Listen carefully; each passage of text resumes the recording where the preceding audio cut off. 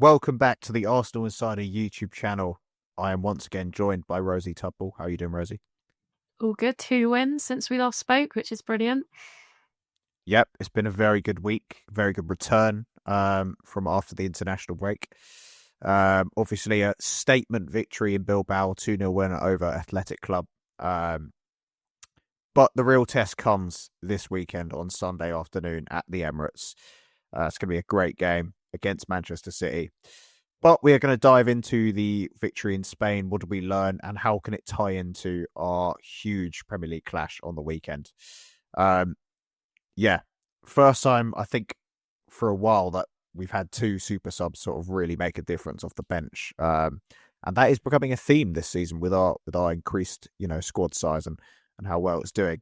So we'll start on that with the impact of the substitutes. Gabriel Martinelli coming on and scoring after 36 seconds, a record for a player from an English club in the Champions League in terms of how quickly they've scored off the bench. And then obviously Trossard as well, setting up that goal, but then scoring himself later on. How glad were you to see Arteta make subs that actually made an impact? Because that has been something that hasn't always happened throughout his tenure. It's funny. I wouldn't say I was glad. I was shocked more than anything. I thought that if anyone was going to make an impact in that game, it would have been maybe someone like Dalman, like a fearless edge. I really didn't expect when I saw Martinelli coming on. I have to admit, I was like, oh God, here we go. Like one-dimensional football, let's go. And then 30 seconds later, I'm, fair enough to him. He was playing, we saw, a bit of the Martinelli that we were used to a couple seasons ago. So it was brilliant to see. And as you said, it's great for Arteta because he's now got, that hunger out of Martinelli again. I think the problem was there was so much complacency around him. The same could probably be said about Trossard as well. So it was really good for them both to come in and make the impact that they did, and just brought the game to light. Really, I mean, I thought it was such a difficult game. I don't think we underestimated them. The atmosphere there was insane, and I think it was just the sort of it just epitomised the first game of a Champions League campaign. So yeah, really good. Shocked more than sort of like praise for Arteta, because would he have even expected that to happen? I'm not too sure. But yeah, great nonetheless. Yeah, it was a great night for the squad. And I think I was just felt very happy for both of them, particularly Martinelli, after the sort of criticism he's faced. There's the very sort of wholesome smile from Trossard towards Martinelli after when they're celebrating Trossard's goal. And yeah, you mentioned it there. The sort of soft factors around it were very important in this game. Their first match of the Champions League for 11 years, and it was a hostile San Mamés. And we did struggle in the early periods. As While they were not particularly threatening, we were still very sort of defensively resilient. Obviously kept the clean sheet. All the back four performed well. We did struggle to break through Athletic Club's mid-block. I think the construction of the midfield was a bit of an issue in that sense. With Mikel Merino, it was sort of a double pivot with Rice and Zubimendi. Then Mikel Merino was just kind of peripheral, not really anywhere to be seen, not there to provide passing options and then to link play with the attack. And I think we kind of miss Martin Odegaard in that sense because he often drops in and finds penetrative balls in between the lines. But we didn't really have that, and we struggled with Athletic Club's mid block. So yeah, what did you make of that first half and some of those ball progression issues and our general inability to get up the pitch? It was just frustrating because at first I was pretty shocked about how well Athletic Club were playing. I haven't watched much of them at all, so I can't pass comment. It might have been a routine performance for them, but they really, really made us suffer. And as you said with Odegaard, I think even Ranieri has a case to be a bit disappointed with Arteta because he came on against Forest and really did make an impact in terms of like linking play from midfield into attack. And I think that is, as you said, what we were missing against Bilbao in the first half. Well, for the majority of the game, to be honest. I mean, the goal sort of came straight from Martinelli, so fair play to him again. But yeah, I don't know. Arteta's very, very sort of stagnant in the way that he thinks. I think once he's got this idea of Marino, Zubimendi and Rice as the trio, I'm not sure, is it going anywhere apart from with Odegaard? I was also shocked that Eze didn't just go into the 10 and then sort of just put someone else out on the left. But again, I think that was a problem because the wide areas looked pretty, I mean, really good. I thought that they were direct, but again, Eze just isn't, he's not a winger, is he? He can play on the wing for sure, but he's not a winger. So, yeah, we were just missing little things there, and I think a few little tweaks, the game could have been won a lot sooner than it was. Yeah, it was the natural conservatism in Arteta coming out. He went for the experienced option in Marino. Probably was a mistake at the end of the day, but you could argue it still helped us contain Athletic Club very well. I think they ended the game with 0.35 XG and like under 10 shots, something along those lines. So, it was another incredibly solid display, and don't mind that away in Europe. Set up shot, keep it tight, and then win it late on with fresh legs. Classic European away performance. But yeah, there were definitely issues in that first half. Moving on to City, obviously huge clash.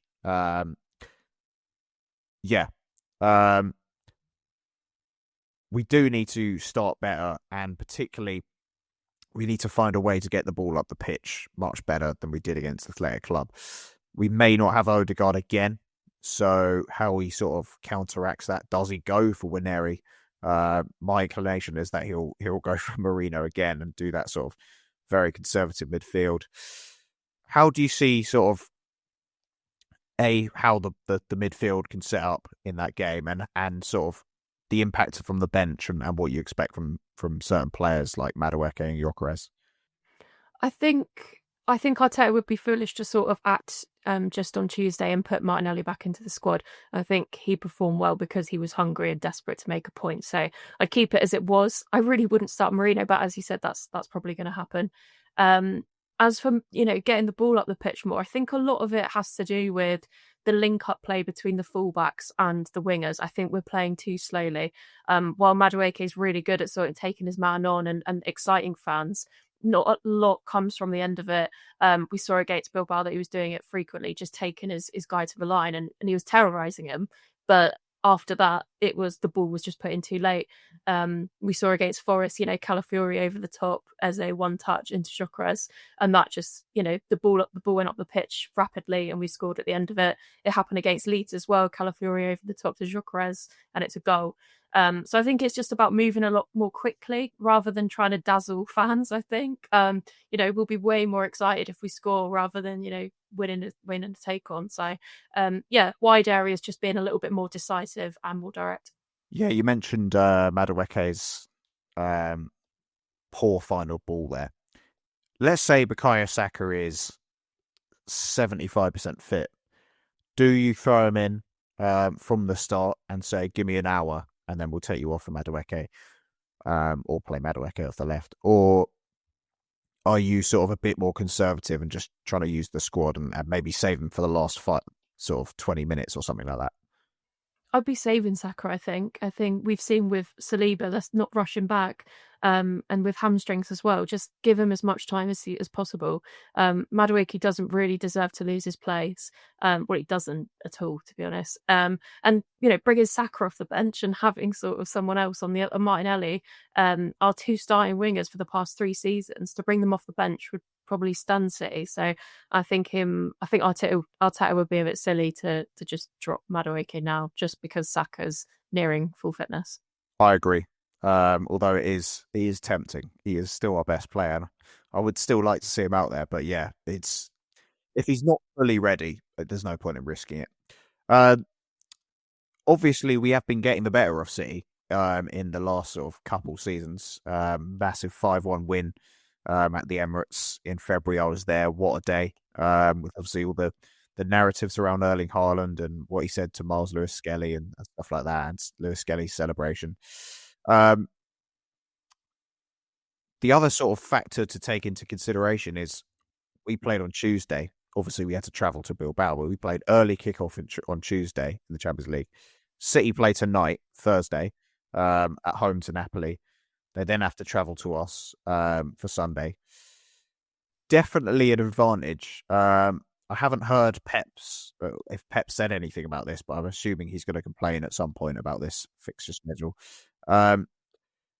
how much do you think that will come into it? And also just looking at City generally, are you concerned about sort of Erling Haaland? Obviously, he's been in incredible form. He looks absolutely brilliant against Manchester United. How do you think we can nullify them and their sort of threats? I think the tiredness will come into play. I mean, they're going to have to play at full strength against Napoli. They're leading Serie A, aren't they? So they're going to have to play full strength. And it's a quick turnaround, but I think last season, or maybe the season, I think it was last season, between playing Atalanta and then playing City, it was the same gap in time. We drew 2-2 at the Etihad. We probably should have won that game. Obviously, it was a late equaliser for them. So, yeah, Pep will probably complain. And to be honest, if I was Pep, I'd complain as well if we were in their shoes. But it's just how it is. The schedule is absolutely brutal. I don't know how the players are doing it, but to us, it might work in our advantage this time. With Haaland, I don't know if there is a way to stop him. I think if there is a way to stop him, it's Gabriel and Saliba, or even Gabriel Mosquera if he's up to the task. But I was completely in awe of Haaland against Man United. He's just, sometimes I'm critical of him because I'm an Arsenal fan. I'm like, oh, he just scores tap-ins, and his movement, his strength, his desire to just change the game. He's unplayable at times, and I just really hope he doesn't show up to the Emirates on Sunday in that sort of form. But he probably will. But again, tired legs. You don't know what's going to happen. But again, Gabriel's going to be right up for it. I think he's spoken about playing Haaland so many times, and the team as a whole sort of see City as a group of villains after what happened at the Etihad last season. So I think we'll all be up for it. They'll be up for it, and we've got that sort of energy advantage. So let's just see how that plays out. Yeah, I think Saliba and Gabriel, particularly Gabriel, flourishes against Haaland. He absolutely loves the physical battle. And I think we've done pretty well at negating Haaland in the past. I think I remember certain games where he's had like 2 or 3 touches and like no shots against us. It'll be interesting to see how Gyökeres does on the flip side, if he sort of mirrors that Haaland peripheralness against us. Yeah, in terms of exploiting City's weaknesses, we talked about City's threats. There are a few which we've seen very much on show so far this season. Very vulnerable in transition, particularly when Rodri starts flagging towards the end of games. They're very easy to carve through. Fullbacks at the moment aren't the strongest, whether it's Rico Lewis, whether it's Matthias Nunes. I think Nuri will still be out for this game, but he went Nico O'Reilly in the Manchester derby. So what do you make of those sorts of weaknesses in City's teams and how we should look to exploit them and the personnel that we should deploy to try and exploit them? I think that was one of the main takeaways from their win over United. Obviously, everyone was left spellbound by Haaland and what they were doing going forward. But United had loads of chances towards the end of the game. They just couldn't put them away, which is typical United. But for them to even have those sort of chances was quite a surprise, I think. I don't know if it's just because they were comfortable, but the chances were there and we can certainly exploit them. As I was saying earlier, I think it's just about getting the ball to Gyökeres as quickly as possible. I think if anyone's going to make the difference in this game, it is going to be the strikers, whether it's Haaland or Gyökeres. We hope it's Gyökeres, but if the ball isn't given to him quick enough, and City will be playing anticipating that Arsenal are going to be slow in the build-up, and they're going to get caught out on transition, and if we're too slow, we've got a chance, of course, but it's going to be more difficult. It's just about how easy we want to make it for ourselves. A couple quick balls over the top to get Gyökeres, going, or just get the wingers to really just have a proper shot on goal rather than just crossing it into no one. And we'll be flying. But again, it's just is Arteta just going to action it? I mean, it seems to only be Calafiori that's actioning it at the moment. Like, apart from him, we're not really playing those balls over the top. So I think that will be key, just catching them out and just exploiting them where possible, because they will certainly trouble us. Absolutely. Should we do a quick starting 11 sort of prediction, or what we would do? Go on, give me your starting 11. I'd have to bring Saliba back in, I think. Mosquera's done nothing to warrant being dropped, but if Saliba at the end of the day, if it was anyone else, probably keep him in. But Saliba's got to come back. I keep the back four as it is. Mendy and Rice, I am a bit concerned about them. Like, they're not fully gelled yet, and City's midfield is crazy. But they are the best options, so it's going to be them too. I play Eze in the 10. God. But then it's the Madueke and Saka. It's tough. It really is tough. And it's a nice sort of dilemma for us to have. No, let's go Eze out on the left. We'll put Nwaneri in the 10, Madueke on the right, and Gyökeres up front. But we know it's going to be Marino. What about yourself? I think I'd throw a curveball and chuck Martinelli in. I know you were saying he shouldn't do it after, just a small cameo, but I'm a little bit concerned about Calafiori and his roaming further forward, and I kind of want Martinelli's defensive work rate. I also think Martinelli's pace, exploiting Nunes or Rico Lewis or whoever is a right back could be dangerous. And yeah, I watched Doku as well. He was sort of roaming out to the right at times and he looked unbelievable having Martinelli covering as well. It's a conservative choice, but it is what I think I'd do. And then, I'd do Eze in midfield. Either as an out-and-out 10 or as a left or right 8, and allow him to sort of exploit them in transition with the way he carries the ball forward. And then I think the rest of the team, similar. Saliba definitely comes back in. It's harsh on Mosquera, but you play your best team for the biggest games. Quick prediction? Oh, God. I'm going to go 2-1 to us, but I think City will score first. I'm also going 2-1. I'm shocked. I thought you were going to go about 6-0 or something. That is my normal prediction, but I can't do that in this. That's no chance. I think if we concede first, we're in trouble because we don't tend to sort of recover. But I think if we score first, very confident we can win this. I think we're very good at closing games out. Anyway, solid performance in Bilbao, but City is a different beast. And if we want to sort of prove that we are serious title contenders, then this Sunday, September 21st, is massive. Thank you for watching. Hit a like if you believe that we're going to do this. We're going to win the title. We're going to win the quadruple. Subscribe if you're in for every moment. Ring that notification bell and come on, you Gunners.